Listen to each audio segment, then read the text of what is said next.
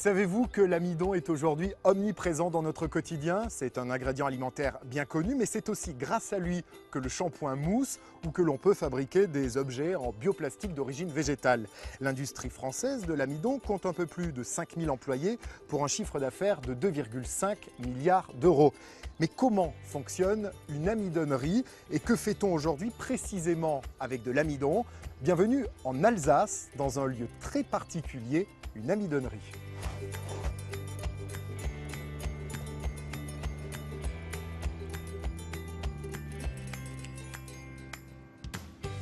Laurent Pou, bonjour. Bonjour François. Merci de nous accueillir. Alors vous êtes directeur d'une amidonnerie, c'est comme ça qu'on dit. En quelques mots d'abord, expliquez-nous ce qu'est l'amidon. L'amidon est naturellement présent dans les céréales. C'est en fait la réserve d'énergie du grain, donc que ce soit le blé et le maïs. Quel est l'intérêt de l'amidon? L'amidon peut être utilisé tel quel ou sous forme de dérivé comme le sirop de glucose. Tout d'abord, il a d'excellentes propriétés nutritionnelles et permet de répondre aux besoins de tous les âges de la vie, du nourrisson à la personne âgée en passant par le sportif. Les Français, même s'ils en entendent parler, connaissent très peu les applications de l'amidon. Alors à quoi sert-il cet amidon? Donc sans amidon, on ne pourrait pas gélifier un flan. Les sirops de glucose permettent d'apporter de la texture aux confitures. Sans sirop de glucose, on n'aurait pas de bonbons mous. Les bonbons seraient durs. Alors l'amidon a aussi des propriétés qui permettent de l'utiliser dans l'industrie non alimentaire. Exactement. Historiquement, l'amidon, on peut presque dire depuis toujours, a été utilisé dans l'industrie du papier pour conférer de la solidité au papier, où l'amidon a servi à formuler des colles pour l'industrie du carton. On l'utilise aussi dans l'industrie de la peinture.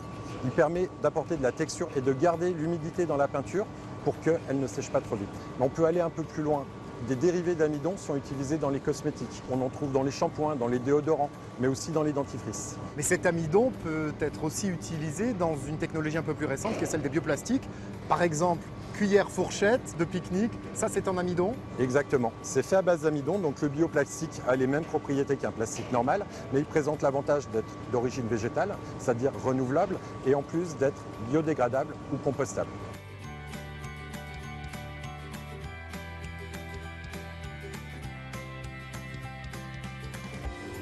Alors Laurent, une des particularités de votre secteur, c'est que rien ne se perd. Comment est-ce possible? Effectivement, notre taux d'utilisation des céréales est très proche des 100%. Lorsqu'on a extrait l'amidon, il reste les fibres et les protéines végétales. Qu'est-ce que vous en faites? Les fibres vont à destination de l'alimentation animale parce que les matériaux ont d'excellentes propriétés nutritionnelles et les protéines végétales vont pour partie à l'alimentation animale et une autre partie dans l'alimentation humaine. Les nombreuses propriétés de l'amidon lui permettent d'être utilisé dans quasiment tous les secteurs de l'industrie agroalimentaire et non alimentaire. D'ailleurs, 20% du blé et 30% du maïs vendus sur le marché français sont destinés à l'amidonnerie, un secteur très important pour l'emploi dans nos territoires comme ici en Alsace, une région qui compte 2 sites de production d'amidon.